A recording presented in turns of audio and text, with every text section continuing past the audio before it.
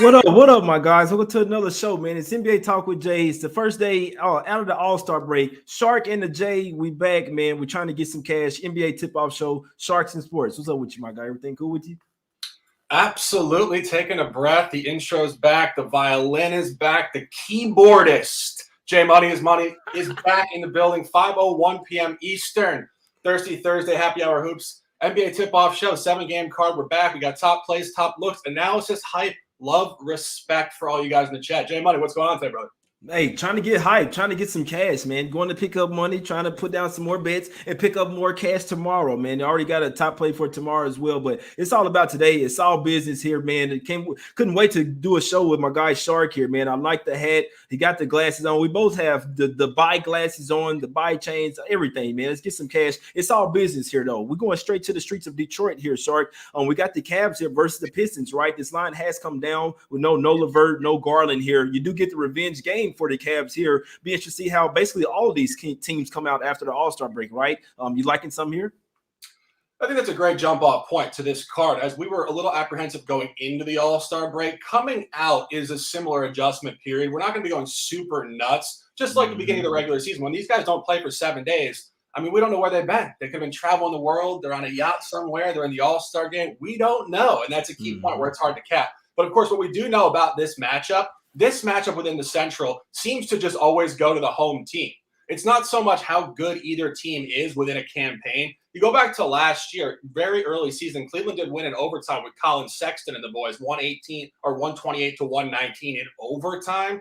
Then they got beat down 109-105. Then they got further beat down most recently, 115 to 105. Of course, a really gross melt in the fourth quarter there, 31 to 17. Just an inexplicable clip down. I think Cade Cunningham went off in the fourth quarter. So you get a revenge game, but you do get this element we talk about all the time. Cleveland laying points on the road is brutal. Cleveland comes in here on an L2. They've been poor on the road. Detroit, since the calendar turned to 2022, has been above average ATS and actually right around 500 straight up at home. Honestly, I don't like laying it with Cleveland here. No official play, but beware of the chalk side here.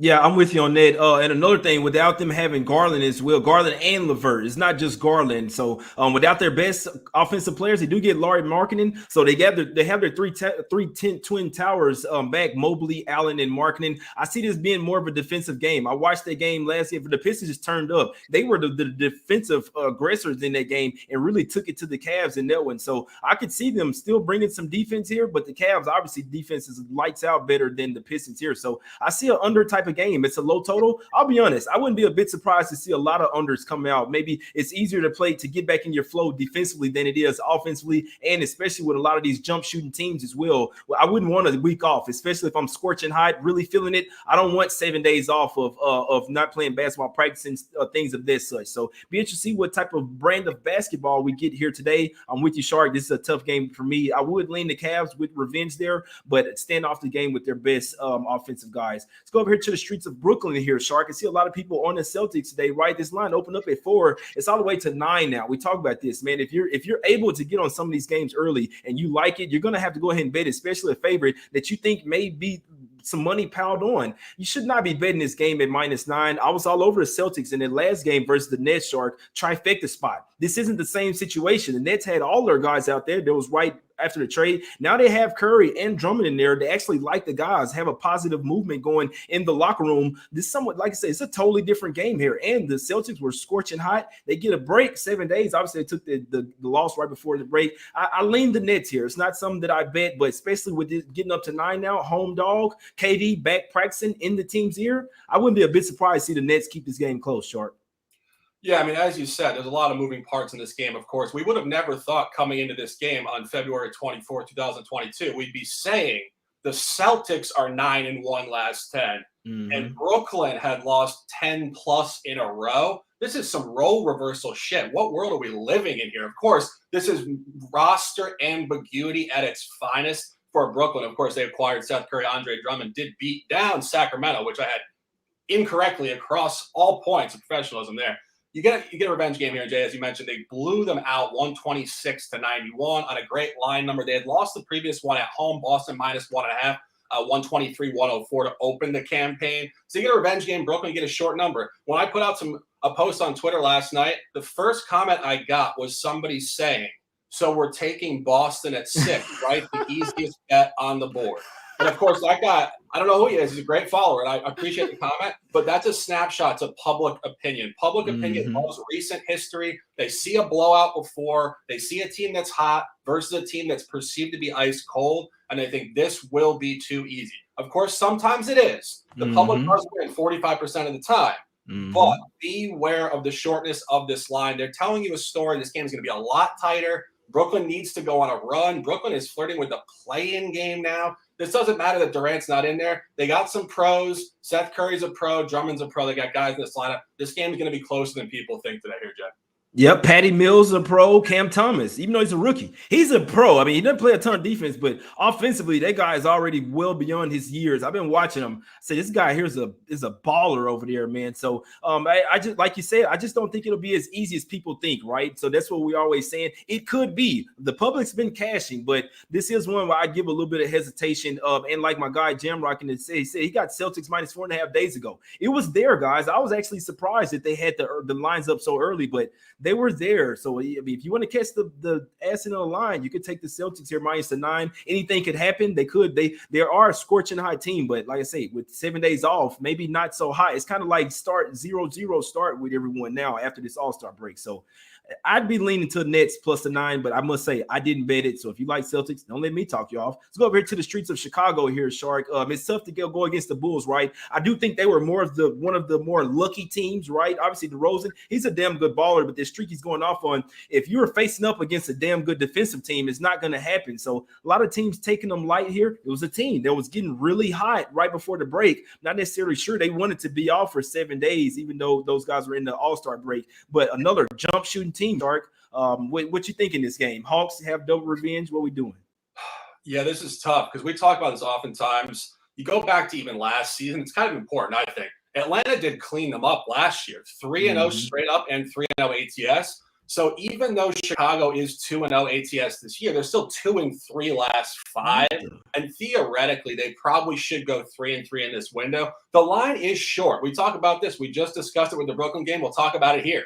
You got 2 double-digit victories and 2 covers prior. You had a Chicago -3 on the road cover, came up to 7.5 at home, so it was showing 1.5 points of extra strength, and that was a cover as well. Now it comes down to 4.5. So they're telling you a similar story to the Brooklyn environment. This should be a tighter game. Atlanta is in a double revenge game within this campaign, and Atlanta is showing signs of doing what they did last year. I was talking about this during the break. You know, Atlanta last year was very, very lackluster for about 2/3 of the season.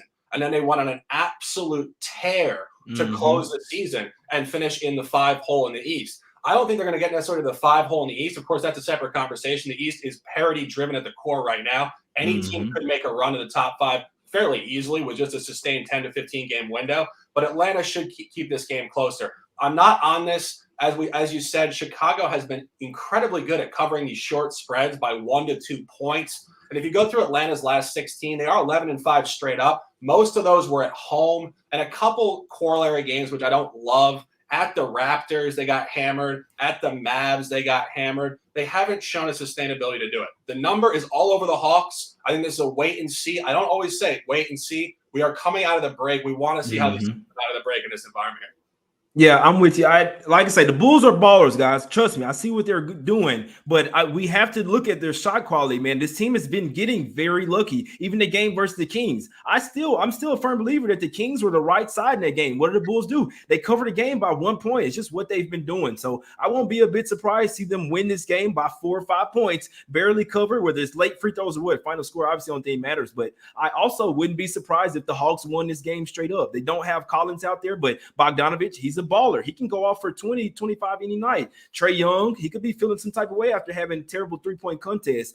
They have DeAndre Hunter that he can shut down DeRozan, guys. This team can match up with the Bulls, but like I say, Bulls at the house, they're always a tough fade, but I'll be interested to see how they come out after this break, after being out for so long. And Levine as well. He's back in there, but after just having his knee drained not too long ago, I don't think he's 100% out there, guys. So we'll see what happens. I can see anything happening. I usually stay off those games. I must say I would lean lean to the Hawks here, but if you're on the Bulls, don't let me talk you off, guys. Let's go over here to the streets of Oklahoma City, Shark. We got the Thunder here getting 10.5 points, man, from the Suns. I'm not laying 10 points on the road, guys, right after All-Star break. It's simple, Shark. And the Thunder been the second best covering team in the league. They are down a bunch of guys, did get SGA back. What do you think? How will the Suns look without Chris Paul, my guy?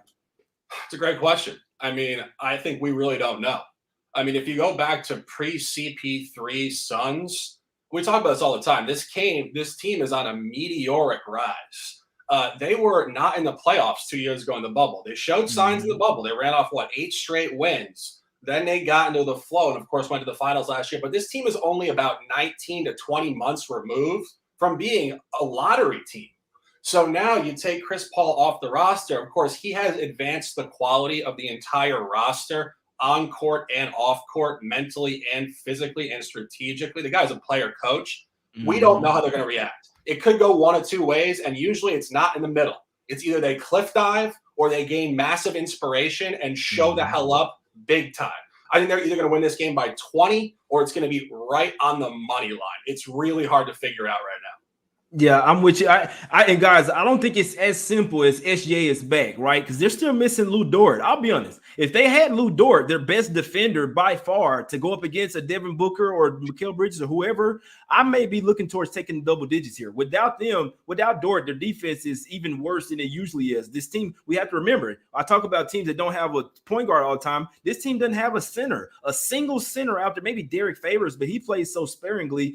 This team is a team full of power forwards, guys. Even Derek Favors used to play power forward over here in Utah. So just think about it. Not a lot of rim protection. I'm with you, Shark. They could take off, be like, hey, everybody think we're going to sink without Paul. Let's go and smash this team. Put like this. They can smash the Thunder if they want. It's that simple. Lock down on defense. They don't have Payne or Paul, so they'll be running out Aaron Holiday and Efra Payton. But in my opinion, they could do it with defense here. That's why I lean to the under in this game. 219, I feel like it's too many points here. The Thunder, like I say, their defense isn't super great, but if the Suns try to slow this game down, which I think they will, it should go under. I hope the Suns go all out tonight, Shark. I have a play that I absolutely love tomorrow, so I hope this game goes to triple overtime. Let's just put it that way, and Suns to win. I don't want to see them lose. And just one final point on that.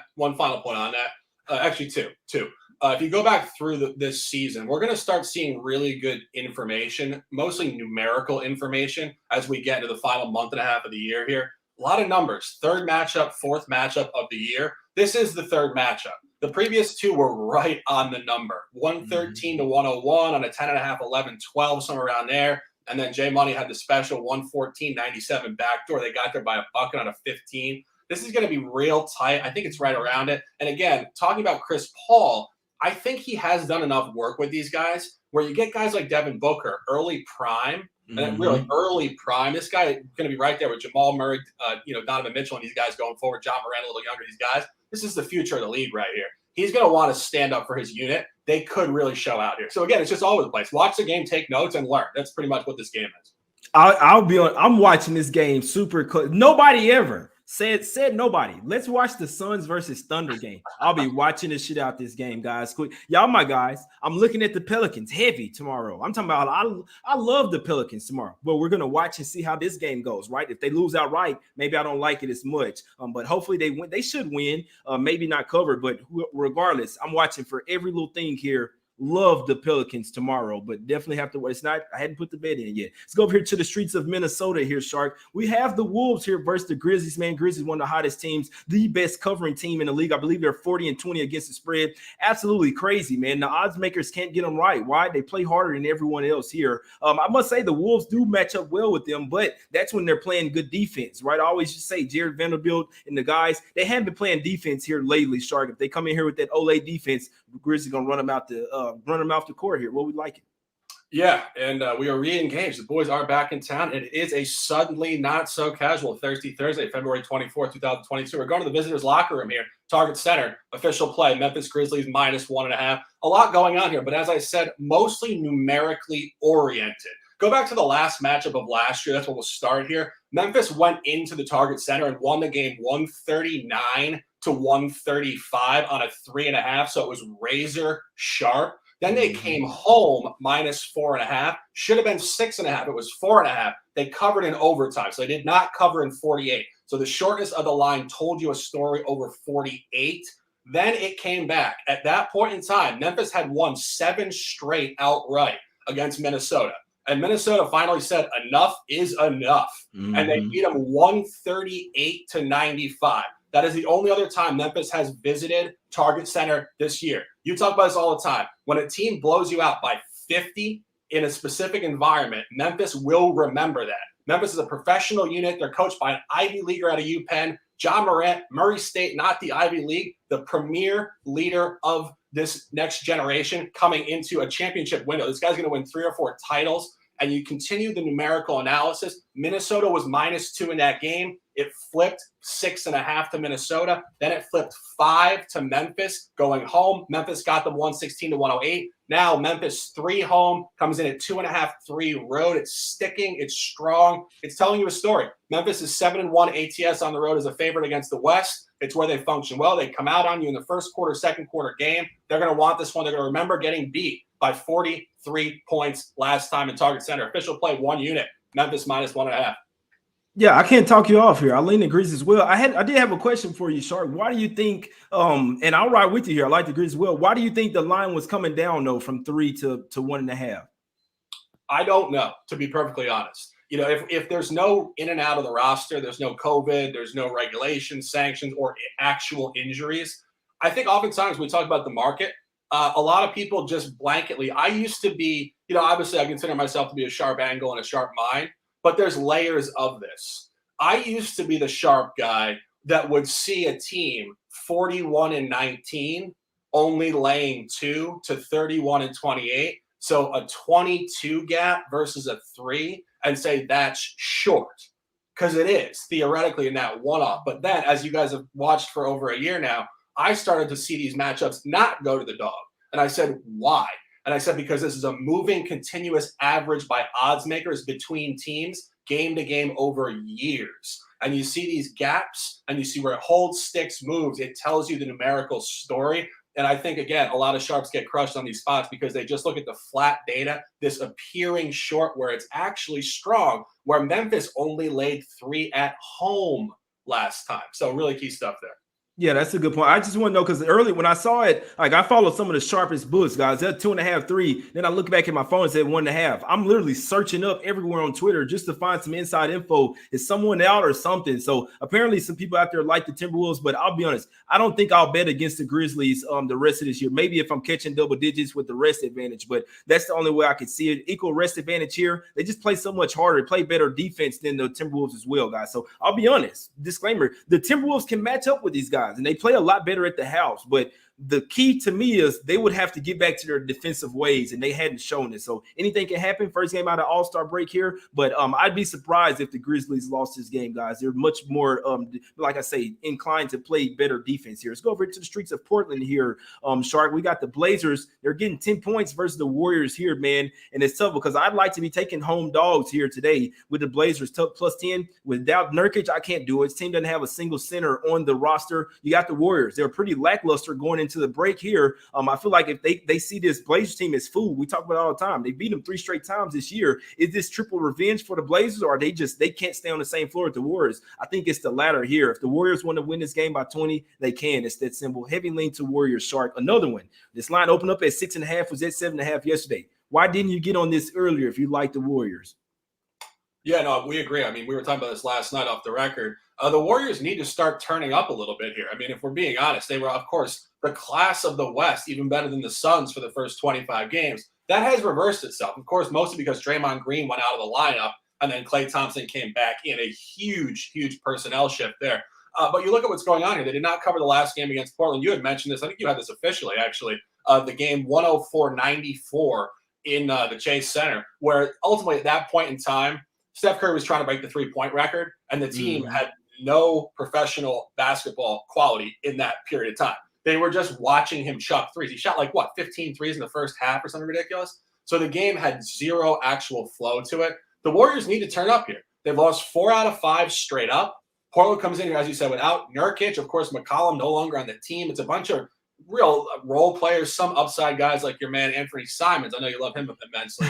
Hey, I like him now, bro. He's a baller. He's no shade from me for Simons ever again. I'll tell you that. He's carrying the team right now.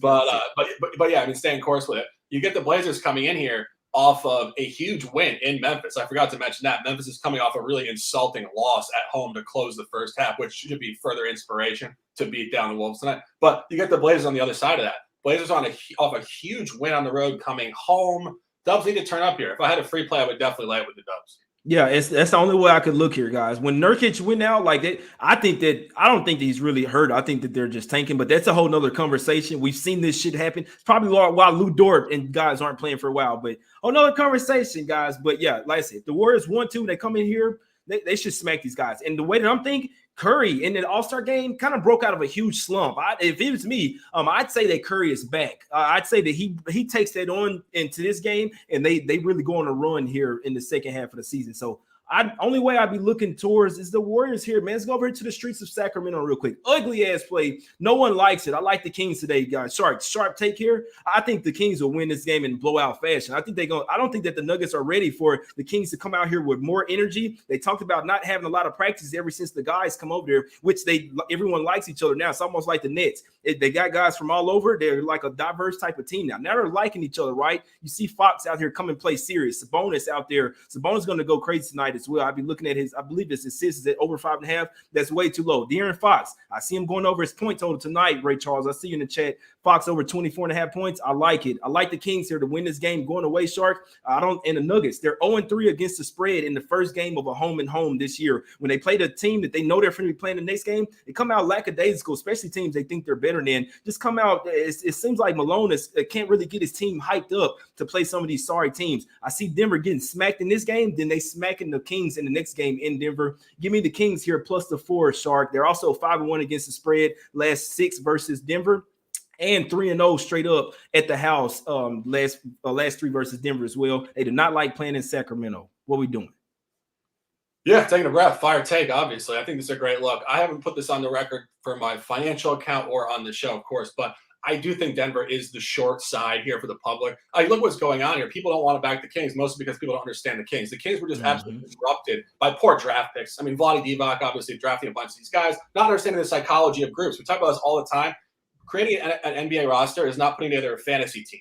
And I talk to Knicks fans about this all the time. Knicks fans want to get Lillard and a couple guys that are 32 years old. It's like, guys, that looks good on paper, but that's 7 years ago. You want new guys that are going to get together, and this is what they have in this group. A lot of these acquisitions will function very well. Of course, Sabonis, very underrated. Obviously, was kind of just out there, segregated in Indiana, like behind closed doors. Nobody sees it. Ultra small market, no national games. Team was just in shambles. He's a really above average player and very, very publicly underrated player. And as you mentioned, Denver has not functioned very well in Sacramento for years. They also lost all 3 games outright to Sacramento last year.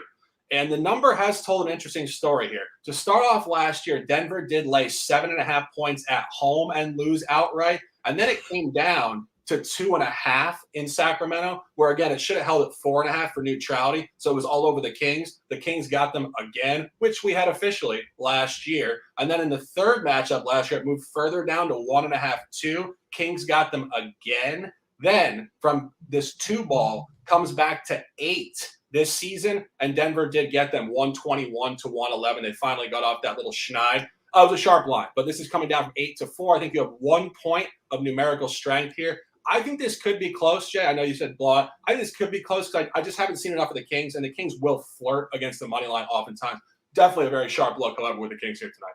Yeah, I have seen enough from it. I know they lost the last couple games against the spread as well. I think we're going to see. I talked about it. I'm watching the practices. They even said themselves they didn't get a lot of practice time when they were just throwing that team together. Now they got 2-3 days of practice together here, and I think they show out here tonight. And main part of this as well, Nuggets are a really jump shooting type of team. They get most of their points from 3-point and mid range from 2. And I think those are the main teams that you want to fade coming off 3 or more days rest. Historically, the Nuggets aren't good in this spot. 23-6 on their their last 29 games, coming off 3 or more days rest. Also said as well, Malone, I don't think he's really good at hyping these guys up unless they're off of a really bad loss. We always see it. Nuggets lose the first game, then they come back and smack the shit out the team the next. That's exactly what I see in this situation. And the Kings, a young team, like to get to the basket a lot at the house, home dog. This is the type of spots that I want to take off of All-Star break here. So win or lose, this is my top play today. Kings plus the 4 Shark. Let's get to some official plays, guys. I always say, if you can, man, hit the like button,